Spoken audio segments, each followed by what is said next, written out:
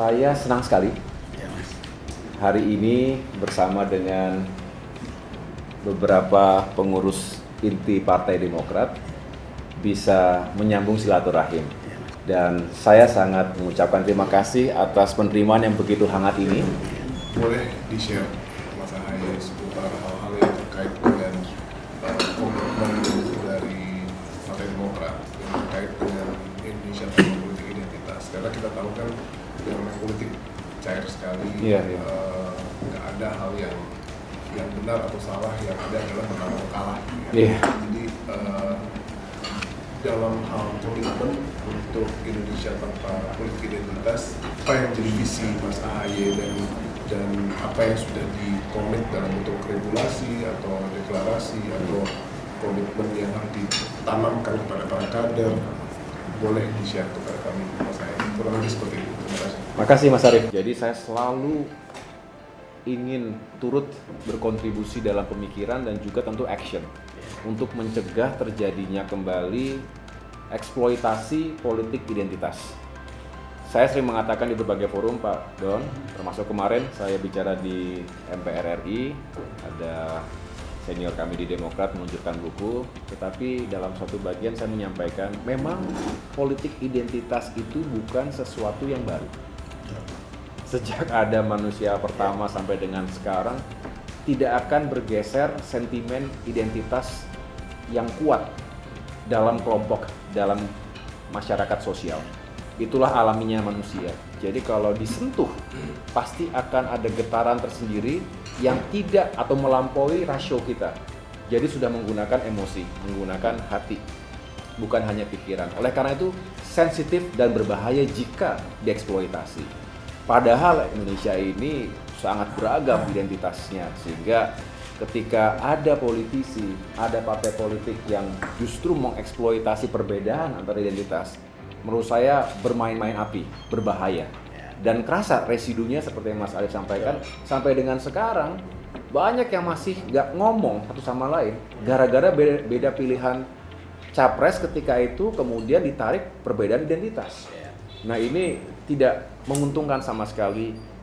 Mayoritas dihadapkan dengan minoritas misalnya, kemudian Bhinneka dihadapkan dengan Islam, dan lain sebagainya. Saya rasa ini harus menjadi komitmen, dan kami Partai Demokrat, saya sedikit kalau boleh mengulangi bahwa kami jati dirinya adalah nasionalis religius. Kita bisa mencegah ini lebih buruk. Catatannya satu, jangan memberikan jalan. Jadi kalau ada upaya seperti itu, harus ada checks and balance. Harus ada rule of law yang dijalankan, termasuk observasi dan juga ya secara kritis media untuk jangan seperti itu. Artinya ini berbahaya. Jangan sentuh ke sana. Jadi saya bukan hanya ingin terus membangun komitmen ini Mas Arief, tetapi saya ingin bersama-sama Metro dengan media group dengan siapapun untuk melawan ini semuanya supaya nggak terjadi lagi. Apa sih menurut Ahaye yang membedakan Ahaye dengan SBY di dalam politik? Apa persamaannya, apa perbedaannya? Yang pertama. Yang kedua, latar belakang Ahaye ini kan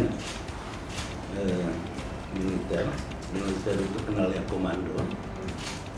Bagaimana di dalam memimpin Demokrat dengan latar belakang seperti itu, apakah ada kendala atau tidak? Yang lebih tahu jawabannya adalah almarhumah Ibu Ani sebetulnya.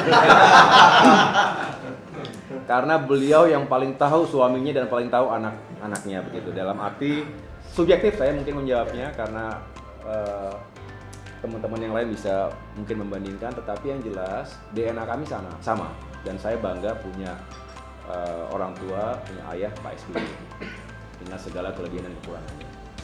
Sebagai anak tentunya saya ingin berbakti, tetapi juga Pak SBY sendiri yang selalu memberikan jalan bahwa you have to be your own version of yourself. Versi Ahaye, Ahaye bukan the next SBY, tapi Ahaye is the first Ahaye juga gitu. Jadilah versi pertama dari dirimu, bukan menjadi versi kedua dari siapapun, termasuk orang tuamu. Itu yang saya rasakan sehingga saya begitu nyaman ketika sudah memiliki kemandirian. Setiap saat saya juga berusaha untuk itu. Setiap anak, saya kira kita semua berusaha untuk lepas dari bayang-bayang, punya jati diri dan karakter sendiri. Waktu di militer ya begitu. sekarang di politik ya saya berusaha untuk mencari jati diri sendiri. Tetapi saya bersyukur karena tidak semua orang tua memberikan jalan seperti itu. Diberikan, silahkan, this is your world now, duniamu, permasalahanmu, dan selesaikan kalau itu memang harus diselesaikan. Jadi itu contoh akhirnya dengan karakter saya mungkin juga dipengaruhi oleh tadi karakter militer gitu ya, termasuk masih jiwa muda misalnya begitu. Akhirnya mungkin itu yang dianggap membedakan dari pengambilan keputusan, leadership style, dan komunikasinya. Jadi kira-kira itu, tapi yang lebihnya, selebih yang lain saya hanya bisa mengatakan bahwa tentu kami ada kesamaan tapi juga ada perbedaannya. Tetapi saya rasa prinsip-prinsip kepemimpinan yang saya dapatkan selama di militer itu sangat membantu saya tanpa harus menjadi pemimpin yang otoriter dalam partai politik, karena itu kontradiktif banget tuh, partai politik tapi kok otoriter, kontradiktif. Tapi kalau partai politik ada keteraturan dan ada disiplin, itu baru bagus karena akan menjadi semakin baik.